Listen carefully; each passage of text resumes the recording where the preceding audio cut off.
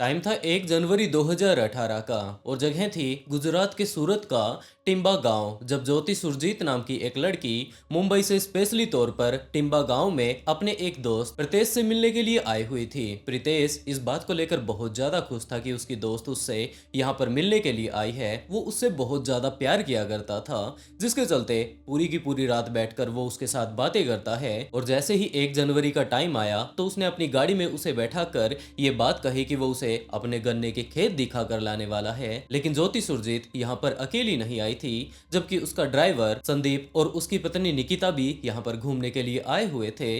तो ज्योति ने अपने ड्राइवर से और उसकी पत्नी से भी यही बात कही कि यहाँ पर गांव में काफी बड़े बड़े खेत हैं, जहाँ पर कि लगातार काफी दूर तक खेतों में सिर्फ और सिर्फ गन्ना ही बोया जाता है। तो वो ये खेत देखने के लिए जा ही रही है, क्यों न वो भी उसके साथ ही चले। प्रीतेश को इस चीज में कोई दिक्कत नहीं थी, तो वो जाकर अब गाड़ी चलाने लगता है और कंडक्टर साइड पर वो ज्योति को बैठा लेता है और ज्योति के ड्राइवर और उसकी पत्नी पीछे की तरफ बैठ जाते हैं। जिस टाइम प्रीतेश खेतों की तरफ जा रहा था तो बीच रास्ते में दिखाने लगता है कि ये नलका है, यहाँ से हमारे गांव के लोग पानी लेकर जाते हैं, ये वो चीज है, ये वो चीज है। सामने से उसी टाइम एक बैल आ रहा था, जिसे कि देखकर ज्योति बहुत ज्यादा खुश हो जाती है। इसी तरीके की नॉर्मली बातें करते करते ये लोग अपने खेत में जा पहुंचते हैं। प्रीतेश ने उस टाइम ये बात बताई कि इसके काफी सारे खेत हैं, जिसमें कि उसने इस टाइम गन्ने की फसल लगाई हुई है और यही कारण है कि जब इसकी गन्ने की फसल बिक जाती है तो इसे काफी ज्यादा मुनाफा मिल जाता है। इन सारी ही चीजों को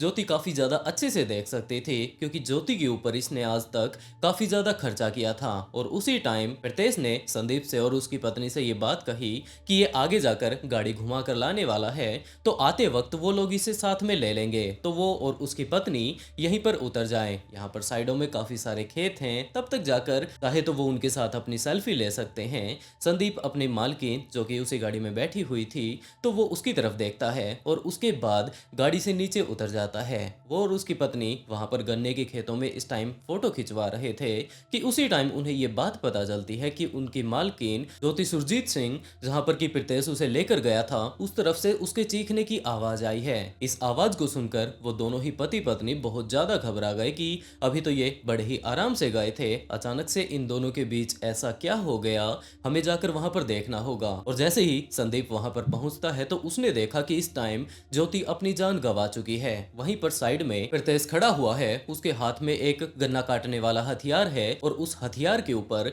इस टाइम काफी सारा खून लगा हुआ है। जैसे ही उन लोगों ने साइड में देखा तो उन्होंने पाया कि ज्योति इस टाइम जमीन पर पड़ी हुई है और उसका सिर उसके धड़ से अलग हो चुका है। जैसे ही उन्होंने उसके फरसे की तरफ देखा तो वो लोग समझ चुके थे कि इसने इस गन्ने काटने वाले हथियार से इसकी गर्दन को अलग कर दिया है। और जैसे ही उन्होंने ये चीज देखी तो वो दोनों के दोनों अब बहुत ज्यादा घबरा चुके थे। प्रीतेश ने भी देखा कि संदीप ने और उसकी पत्नी ने ये चीज देख ली है कि मैंने ज्योति का कत्ल कर दिया है, तो वो उसके पीछे भागने लगता है। अब संदीप और उसकी पत्नी दोनों के दोनों चिल्लाते जा रहे थे, भागते जा रहे थे और आगे तो कुछ एक गांव के लोग काम कर रहे थे। और जैसे ही वो लोग उनके पास पहुंचते हैं तो उन्होंने आवाज लगाकर उन्हें अपने पास बुला लिया कि हमें मदद की बहुत ज्यादा जरूरत है, आप लोग जल्द से जल्द हमारे पास आ जाइए। गांव के बहुत सारे लोग तुरंत उनके पास जा पहुंचते हैं और पूछने लगते हैं कि हाँ भाई, आप लोग यहाँ पर घूमने के लिए आए थे, अभी कुछ एक देर पहले तो आप लोग फोटो वगैरह खींच रहे थे, आखिरकार आप लोगों को दिक्कत क्या है। और उसी टाइम उन्होंने सारी की सारी चीजें बताई कि हम लोग अपनी मालकिन ज्योति सुरजीत सिंह के साथ यहाँ पर आए थे, लेकिन उनके दोस्त प्रीतेश ने उनकी काफी ज्यादा बेरहमी से जान ले ली है। अब हमें कुछ भी समझ नहीं आ रहा है कि अब हम लोग करें तो क्या करें। इस टाइम प्रीतेश इनका पीछा कर रहा था, लेकिन जैसे ही उसे पता चलता है कि इन्होंने तो गांव के काफी सारे लोगों को इकट्ठा कर लिया है, जरूर अगर इन्हें पता चल जाएगा कि मैंने एक लड़की का कत्ल कर दिया है तो ये लोग मुझे यहीं पर पकड़ लेंगे और उसके बाद मेरा पता नहीं क्या होगा, तो वो दूसरी तरफ वहां से भागने लगता है। लेकिन संदीप और उसकी पत्नी यहाँ पर पूछताछ करते करते कि सबसे पास में पुलिस स्टेशन कहाँ पर है, वहां पर जा पहुंचते हैं और तुरंत भागते भागते वो लोग पुलिस स्टेशन के अंदर जा घुसते हैं। पुलिस वाले वहां पर अपने अपने कामों पर लगे हुए थे और जैसे ही पुलिस ने उन दोनों को अपने पुलिस स्टेशन में भाग कर आते हुए देखा तो वो लोग भी समझ चुके थे कि जरूर कुछ ना कुछ गड़बड़ है, जिसके चलते वो लोग पूछताछ करने लगते हैं कि भाई आप लोग इतना ज्यादा जल्दबाजी में कहां से भाग कर आए हैं, हम आपकी क्या मदद कर सकते हैं। और उसके बाद संदीप ने अपनी पूरी की पूरी कहानी डिटेल से बताई कि कुछ इस तरीके से हमारी मालकिन ज्योति सुरजीत सिंह मुंबई से यहाँ पर अपने एक दोस्त प्रीतेश के पास मिलने के लिए आई थी, लेकिन यहाँ पर कुछ इस तरीके का कांड हो चुका है। वो हमें सुबह सुबह घुमाने के लिए लेकर गया था, लेकिन वहां पर काफी ज्यादा बुरे तरीके से उन्होंने ज्योति का कत्ल कर दिया। उसका धड़ अलग पड़ा था, सिर अलग पड़ा था और उसके जो गन्ना काटने वाला हथियार है लगातार उससे खून नीचे की तरफ बह रहा था। तो इन सभी चीजों को जान लेने के बाद पुलिस ऑफिसर्स तुरंत पुलिस स्टेशन से बाहर निकलते हैं, उसी गांव की तरफ जाने लगते हैं। ये गांव पुलिस स्टेशन से लगभग 5 से 6 किलोमीटर दूर था और बहुत जल्द वो लोग वहां पर जा भी पहुंचते हैं। पुलिस इस टाइम क्राइम सीन पर पहुंच चुकी थी। पुलिस के अलावा भी यहाँ पर गांव के काफी सारे लोग पहले से इकट्ठा हो चुके थे, क्योंकि संदीप ने उन लोगों को ये बात बताई थी कि प्रतीश पाटिल ने कुछ इस तरीके से ज्योति का कत्ल कर दिया है और उसकी बॉडी वहीं पर पड़ी हुई है। प्रतीश तो अपनी जान बचाने के लिए वहां से भाग जाता है, लेकिन गांव के लोग कुछ एक तो यहाँ पर आकर इसकी बॉडी को देखने लगते हैं और काफी सारे लोग ऐसे भी मौजूद थे जो कि प्रीतेश का ही पीछा करने लगते हैं कि इस कांड को अंजाम दे लेने के बाद ये बंदा कहां पर भाग कर जाने की कोशिश कर रहा है। और उसी टाइम गांव के कुछ एक लोगों ने ये बात बताई कि हम लोगों ने प्रीतेश को उस तरफ भागते हुए देखा है। पुलिस ऑफिसर्स अपनी गाड़ी लेकर उसी तरफ जाने लगते हैं और कुछ एक देर की मशक्कत के बाद प्रीतेश पुलिस के हाथ लग भी जाता है। पुलिस ने उसे तुरंत गिरफ्तार कर लिया। ऑफिसर्स उसे पकड़कर अपने साथ पुलिस स्टेशन लेकर जाते हैं और जैसे ही उसे बैठाकर पूछताछ करनी शुरू की तो प्रीतेश भी पुलिस से कुछ भी नहीं छिपाता। वो सारी की सारी चीजें डिटेल से पुलिस को बताने लगता है कि जनाब मैं ऐसा वैसा नहीं हूँ, मैं काफी ज्यादा अच्छे घराने से हूँ, लेकिन उस लड़की ने मुझे धोखा दिया था। अब आप ही बताइए कि मैंने अपनी जिंदगी की काफी सारी कमाई उसके ऊपर लौटा दी थी, लेकिन उसकी तरफ अगर देखा जाए तो उसकी तो लालच की भूख खत्म होने का नाम ही नहीं ले रही थी। उसने शुरुआती टाइम से सब कुछ पुलिस को बताया कि किस तरीके से उसने उसका कत्ल किया। आखिरी टाइम में वो अपने आप को बचाने की कोशिश कर रही थी, लेकिन उसने उसके ऊपर बिल्कुल भी रहम नहीं बरता। और जब पुलिस ने ये बात पूछी कि तुमने उसकी जान ही क्यों ली, तब प्रीतेश ने खुलकर अपनी स्टोरी बताई। उसने ये बात बताई कि उसके पिता इस टाइम विदेश में एक अच्छी जॉब पर लगे हुए हैं, वहां पर उनका काम धंधा बड़े ही मजे से चल रहा है, लेकिन जब भी वो वापस आते हैं तो मुंबई एयरपोर्ट पर मैं उन्हें लेने के लिए जाता हूँ। हमारे पास पैसे की कोई कमी नहीं है, मेरे पिता विदेश में कमाते हैं, यहाँ पर हमारे काफी सारे किले हैं जिन्हें कि मैं अकेला ही संभालता हूँ और काफी अच्छी इनकम जनरेट मैं यहाँ से भी कर लेता हूँ। इस टाइम मेरी शादी हो चुकी है और जब जब मैं बीच बीच में अपने पिता को मुंबई एयरपोर्ट पर छोड़ने के लिए जाया करता था, कभी कभार मुझे उन्हें लेने के लिए जाना पड़ा करता था, क्योंकि उन्हें छोड़ने के लिए और ले जाने के लिए मैं ही जाया करता था। तो वहां पर जाते जाते काफी बार ऐसा हुआ करता था, जब मैं थक जाता तो मेरे पिता को प्लेन में बैठा लेने के बाद अपना मूड फ्रेश करने के लिए मैं वहीं पर आसपास में किसी न किसी क्लब में चला जाया करता था। वहां पर जाकर कुछ एक देर तक ड्रिंक करता, अगर फिर भी थकान ना उतरती तो जाकर किसी होटल में आराम करता और उसके बाद वापस गुजरात आ जाता। और इसी टाइम जब वो एक क्लब में अपना मूड फ्रेश करने के लिए गया हुआ था, क्योंकि इस टाइम वो बहुत ज्यादा थक चुका था, तो इसी टाइम उसकी नजर पहली बार ज्योति सुरजीत सिंह के ऊपर पड़ती है। ज्योति सुरजीत सिंह भटिंडा की रहने वाली थी। वो मॉडलिंग करने के लिए मुंबई आई थी, लेकिन मॉडलिंग में जब उसका हाथ नहीं जमा तो आखिर में उसने बार डांसिंग का काम शुरू कर दिया और इसी टाइम बार डांसिंग के तौर पर वो इस क्लब में मौजूद थी। जैसे ही प्रीतेश ने उसे देखा तो वो उसके ऊपर लट्टू हो जाता है और वो स्पेशली तौर पर अगले लगभग 2-3 दिनों के लिए वहीं पर रुक जाता है। जब उसकी पत्नी ने ये बात पूछी कि अभी तक वो वापस घर पर क्यों नहीं आए, तो उसने यही बात कही कि उसके कुछ एक दोस्त यहाँ पर उसे मिल गए थे। काफी दिनों बाद वो अपने दोस्तों से मिला है तो वो कुछ टाइम इनके साथ बिताना चाहता है। यही सारी नॉर्मली बातें वो अपनी पत्नी को बोल देता है, लेकिन दूसरी तरफ शाम हो या फिर सुबह जिस टाइम भी ज्योति सुरजीत सिंह उस बार में डांस करने के लिए आया करती थी तो ये भी वहां पर जा पहुंचा करता। ये पूरा ही टाइम उसी की तरफ देखता रहता। इसके पास पैसे की तो कोई कमी थी नहीं, तो ये पानी की तरह ज्योति के ऊपर पैसा उड़ा रहा था। ज्योति भी इस चीज को देख सकती थी कि ये लड़का पिछले लगभग 2 दिनों से लगातार इसी की तरफ देख रहा है, पैसे भी उड़ाने में ये कोई कमी नहीं छोड़ रहा। तरह तरह की इसकी तरफ से ड्रिंक इसके लिए ऑफर में आती हैं तो वो भी उससे बातें करने लगती है और प्रीतेश ने अपनी सारी की सारी बातें उसके सामने रख दी कि उसका डांस सच में ही बहुत ज्यादा लाजवाब है। उसकी बहुत सारी वो तारीफें करता है और उसके बाद वो वापस से गुजरात आ जाता है। लेकिन जब से वो गुजरात आया था तो वो उस मीटिंग को कभी भी भूल नहीं पाया। उसे बार बार में रह रह कर ज्योति सुरजीत सिंह के साथ उसने जितना भी टाइम बिताया था वो उन्हें याद कर रहा था, जिसके चलते अब ना तो उसके पिता आए थे ना ही उसे मुंबई में कोई काम था, लेकिन सिर्फ और सिर्फ उसका डांस देखने के लिए प्रीतेश पटेल दोबारा से मुंबई उसी बार में जा पहुंचता है और वहां पर जाकर दोबारा से ज्योति से मुलाकात करता है। ज्योति भी अब समझ चुकी थी कि ये बंदा इसके प्यार में पूरे तरीके से पड़ चुका है। वो उसके साथ प्राइवेट टाइम तक अब बिताने लगी थी। वो स्पेशली तौर पर अपनी टेबल पर ही उसे हायर कर लिया करता था, उसके साथ बैठकर कुछ एक देर तक तो बातें करता और उसके बाद उसने अपने दिल की सारी बातें ज्योति के सामने रख दी कि वो उसे बहुत ज्यादा पसंद करता है, ये इसके साथ रिलेशनशिप में आना चाहता है। लेकिन इसके साथ साथ प्रीतेश ने ज्योति को ये बात पहले से ही बता दी थी कि ये शादीशुदा है, इस टाइम इसकी जिंदगी में इसकी पत्नी भी है, लेकिन ये इसे बहुत ज्यादा पसंद करने लगा है। और ज्योति को तो दूसरी तरफ चाहिए ही क्या था, उसे इस बात से कोई मतलब नहीं था कि सामने जो उसका क्लाइंट आया है वो शादीशुदा है या फिर उसकी शादी नहीं हुई है। उसे तो सिर्फ इतनी ही चीज दिखा करती थी कि ये बंदा इसके ऊपर खुलकर पैसा खर्च कर रहा है तो वो इसके लिए जो कुछ भी कर सकती है उन सभी चीजों में इसे कोई भी कसर नहीं छोड़नी है। लगभग अगले 1.5 साल तक ये लोग यूं ही आपस में मिलते रहते हैं। वापस अपने काम के चलते ये वापस गुजरात आ जाया करता था। उसके बाद जब भी इसे अपने पिता को लेने के लिए मुंबई जाना होता तो उस टाइम भी वो ज्योति से मिलकर आया करता था। इसी तरीके से टाइम बीतता रहता है और लगभग 1.5 साल बाद एक दिन ऐसा भी आया जब प्रीतेश ने ज्योति को सीधा का सीधा ऑफर दे दिया। उसने ये बात कही कि वो इससे बहुत ज्यादा प्यार करता है। जब भी ये वापस गुजरात जाता है तो इसे देखे बिना इसका टाइम तक नहीं गुजरता। ये पूरा ही दिन इसे ही याद करता रहता है, इसके ख्यालों में ये घूमती रहती है और अब ये इसके साथ शादी करना चाहता है। लेकिन ज्योति के दिमाग में अब काफी सारे सवाल चल रहे थे कि तुमने पहले तो ये बात बताई थी कि तुम शादीशुदा हो और अगर तुम्हारी शादी हो चुकी है तुम मेरे साथ भी दोबारा से शादी कर लेते हो, तो अब तुम्हारी पुरानी वाइफ का क्या रहेगा। और उसके बाद प्रीतेश पटेल ने ज्योति को ये बात बताई कि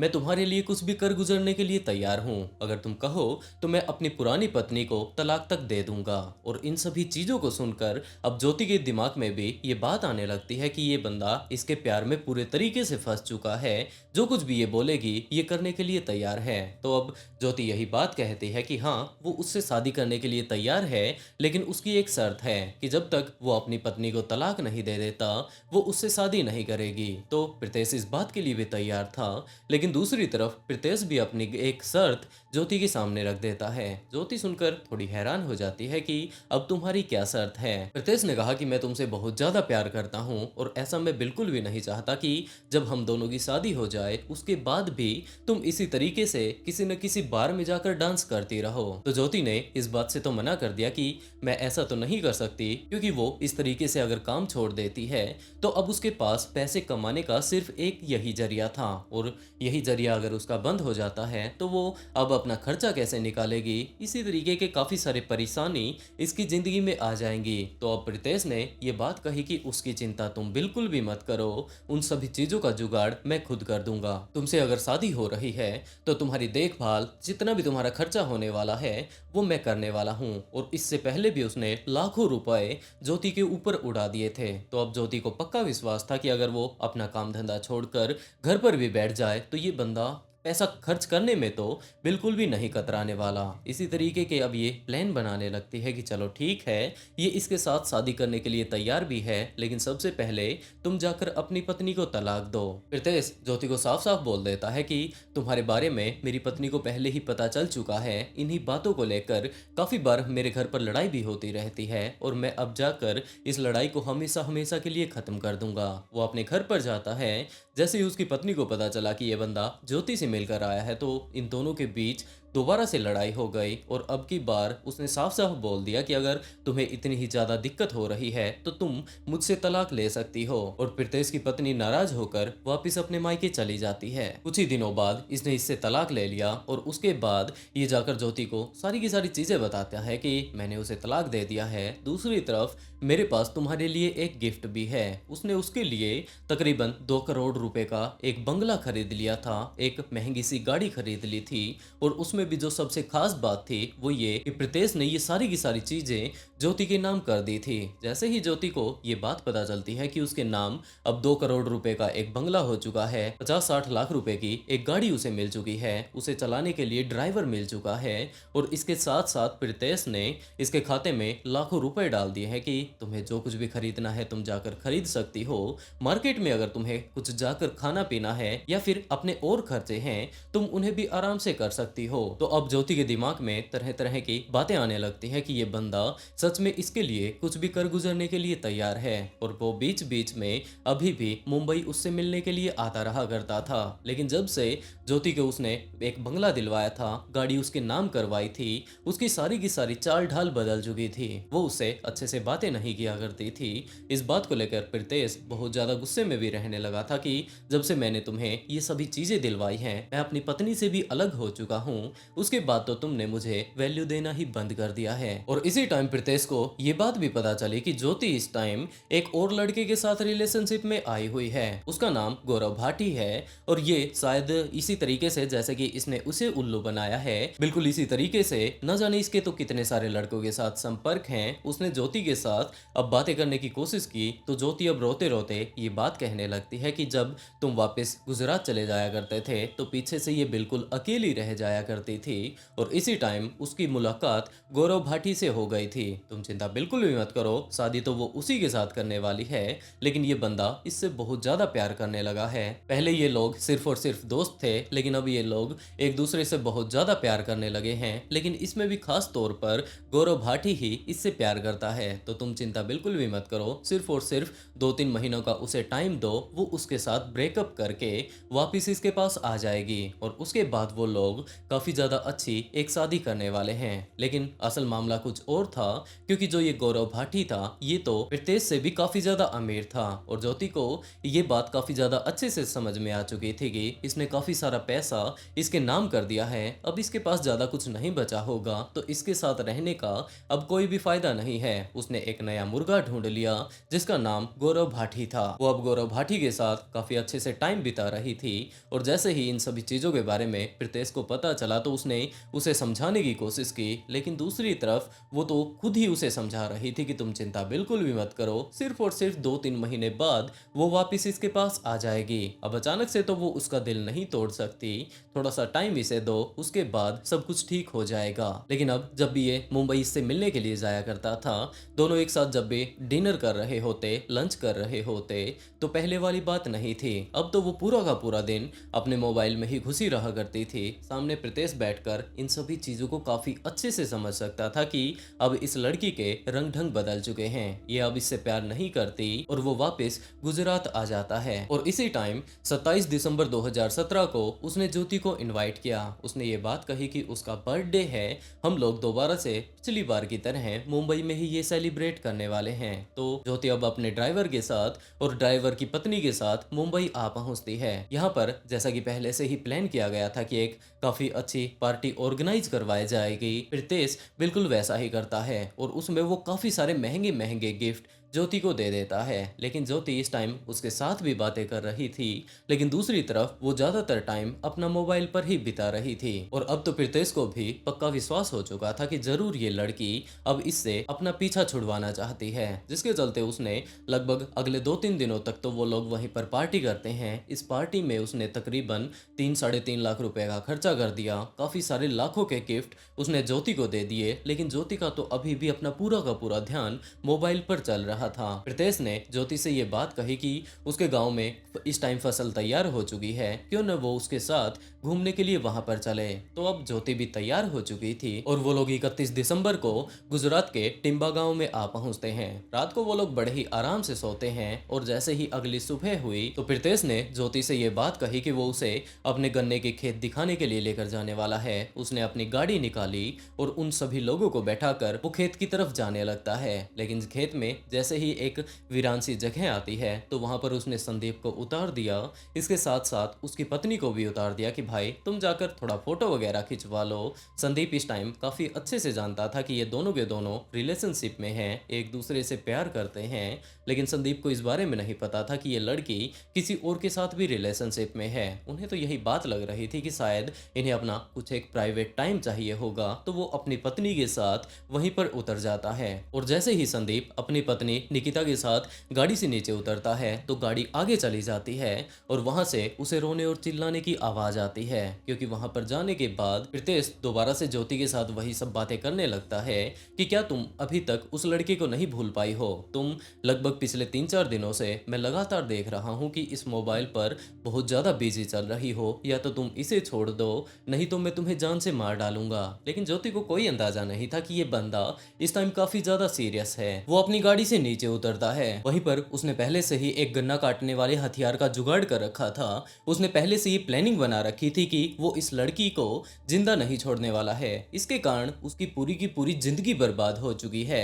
उसकी वाइफ उसे छोड़कर चली गई। दूसरी तरफ उसे ये लगता था कि शायद ये इससे शादी कर लेगी, जिसके चलते उसने 2 करोड़ रुपयों का तो सिर्फ और सिर्फ एक बंगला, एक गाड़ी और बहुत सारे पैसे उसके अकाउंट में डलवा दिए थे। लेकिन ये लड़की इसके लायक नहीं, जिसके चलते वो उसे जबरदस्ती पकड़कर गाड़ी से नीचे उतारता है। और यही वो टाइम था जब संदीप को उसके चीखने की आवाज सुनाई देती है। संदीप और उसकी पत्नी उसी तरफ भागकर जाते हैं, लेकिन तब तक उसने उसकी जान ले ली थी, क्योंकि जैसे ही उसने नीचे उसे उतारा तो उस टाइम भी ज्योति गौरव के साथ बातें कर रही थी। इसे बहुत ज्यादा गुस्सा तो पहले से आया हुआ ही था, तो उसने उस हथियार से इसके धड़ को उसके सर से अलग कर दिया। और उसके बाद वो बस वहीं पर खड़ा हुआ था ही कि संदीप वहां पर जा पहुंचता है। उसने ये सारा का सारा कांड जब होश में आकर देखा कि उसने क्या कांड रच दिया है, वो तो सिर्फ और सिर्फ इसे डराना चाहता था, लेकिन वो उसने सिर्फ इसे डराया नहीं, जबकि इस कांड को सच में ही अंजाम दे दिया है। तो वो अब थोड़ा घबरा चुका था। उसके सामने संदीप था, उसकी पत्नी थी कि जरूर ये लोग जाकर अब पुलिस को बता देंगे। इन्होंने ये चीजें बिल्कुल साफ साफ देखी हैं। पुलिस बिना इंक्वायरी के ही अब तो मेरे ऊपर शक कर लेगी और उसके बाद इसे जेल जाना पड़ेगा। तो वो उनका भी पीछा करके उनकी जान लेने की कोशिश करता है, लेकिन संदीप वहां पर आसपास में काम कर रहे और किसानों की मदद से अपने आप को बचा लेते हैं। और उसके बाद पुलिस ऑफिसर्स के ये हत्थे चढ़ जाता है। पुलिस ने इसके पूरे के पूरे केस को समझा और उसके बाद इसे जेल में डाल दिया। और दोस्तों, आप लोगों ने ये पूरी की पूरी कहानी सुन ली है, तो अब आप लोगों को क्या लगता है कि इस केस में असल गलती किसकी है, ज्योति की या फिर प्रीतेश पाटिल की? आप लोग अपनी राय कमेंट बॉक्स में जरूर बताइएगा। और स्टोरी सुनाने का अगर तरीका पसंद आया हो तो वीडियो को लाइक कर ऑफबीट पॉडकास्ट को सब्सक्राइब जरूर कर लें, क्योंकि इसी तरीके के काफी सारे ट्विस्टेड केस मैं यहाँ पर लेकर आता रहता हूँ। और इसी के साथ दोस्तों, आज का शाउट आउट विनय हर्षवर्धन को and write a beautiful comment to get a shout out in next video. बहुत जल्द मिलते हैं एक और नए ट्विस्टेड केस के साथ।